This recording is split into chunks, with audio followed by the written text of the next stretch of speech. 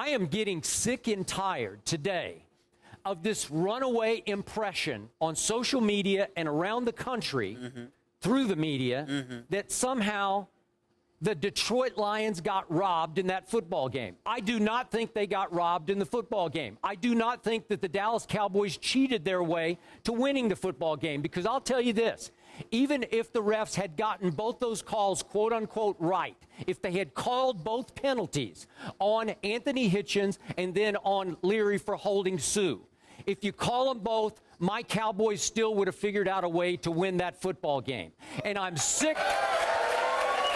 Thank you. I know I'm preaching to the choir here, but still, I'm sick and tired of the impression that the Dallas Cowboys should have to forfeit the chance to even go to Green Bay to play the next playoff game. That's what it's starting to feel like. Oh, the Cowboys somehow cheated. The league office wanted them to go to Green Bay. They shouldn't be allowed to even play at Green Bay. Well, I got news for America right now. Dallas won the football game, and Dallas is going to play at Lambeau Field on Sunday, whether you like it or not. I'm just tired of it. And Stephen A., as you say sometimes, teams get on these magical Super Bowl rolls. I hope this was the launch of, heck, in New England's case, that was the launch of a dynasty. I would take the launch of just winning the NFC and getting to the Super Bowl in this case. And I hope you're right about that, because over the last 5 games, this team has been getting some breaks, and it's been making a whole lot of its own breaks. And it would have made more breaks if it had had to win the game if those calls had been made on Sunday. True enough, but your hypocrisy is nauseating, and I'm not going to let you get away with that. I recall one other play where this happened. I recall New England playing a game on Monday Night Football where Rob Gronkowski was ran through by Luke Kuechly, okay? And what happened? There was a flag that was thrown, and ultimately it was picked up. Why? Because the referee said the ball wasn't in the vicinity, and Tom Brady went ballistic. I recall the next day right here on First Take on this show, Skip Bayless going crazy. Hold on. Why did he go crazy? It wasn't just because of the call and then a non-call. It's because it was his boy, Tom Brady. But because it's your boys, the Dallas Cowboys, now you want to say, oh, I'm not finished.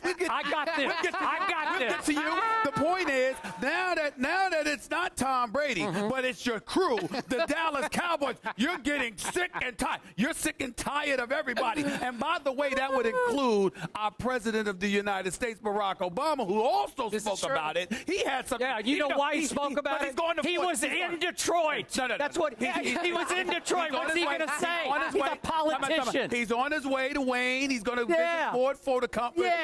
Ford Motor Company. It's good politics. I'll give you that. But nevertheless, our president has spoken. The bottom line is this. In the end, you sit there and pick and choose when you want to stick out your chest and be appalled and when you want to be okay with it. But I got news for you. Yes, the Dallas Cowboys are going to play this Sunday, whether everybody likes it or not. But you, Mr. The biggest cowboy cheerleader there is.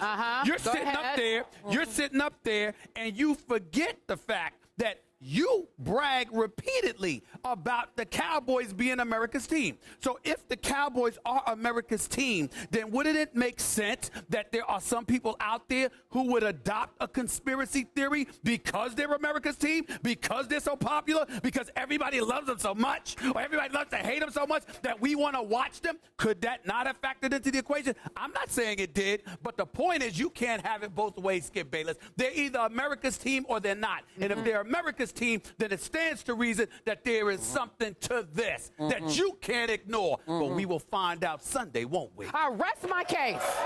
Your Honor. Your Honor. Go ahead, Your Honor. Because he laid his case. Go, Your Honor. Do I get to speak now? You get to speak, Your Honor. Back to the Gronkowski-Tom Brady call. Was that not pass interference in the end zone? That's not the point. It is the point, because here's the point.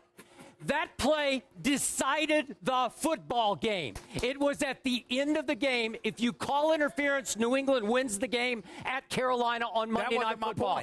It's my point then. I'm making it. Because, look, the Detroit calls came with 8:25 left in the game, the picked up flag, and then 6 minutes left on 4th and 6 that went for 21 yards to Jason Witten. That's right. There were 6 more minutes left in the football game. My Cowboys, on a meant-to-be Super Bowl roll, as you might point out, would have figured out another way to win the game. They had 6 more minutes to play.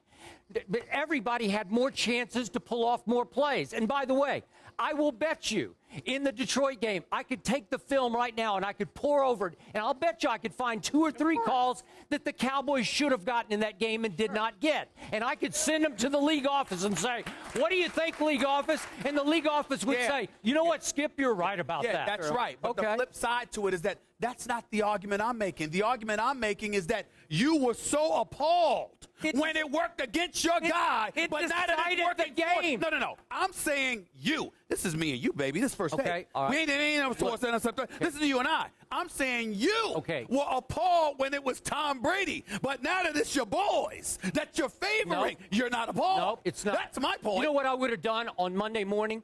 If a call had decided the game in favor of my Dallas Cowboys, if Detroit had been interfered with in the end zone on the final play of the game and it was blatant pass interference, I would have sat right here and say, you know what? The Detroit Lions got robbed. You also would have said, hold on. You also would have said this. See, this is where we come in because I know you. Yeah, you would have done that. But here's what you would have done. Okay. The Cowboys, Detroit got robbed. But hey, how about them Cowboys? That's what you would have done. So the point that I'm trying to make to you is that you would have done it, but you would have done it with a smile on your face. You would have said, tough luck. Go lick your wounds into the offseason. I'm sorry we cheated to get to this point, but it works for me. Okay, that's what am I saying now? I'm saying my Cowboys would have figured out a way to win the game even if those calls had been made. Right? Okay, that's fine. And my final point is the same point I made on Monday. This just proves my Dallas Cowboys are back.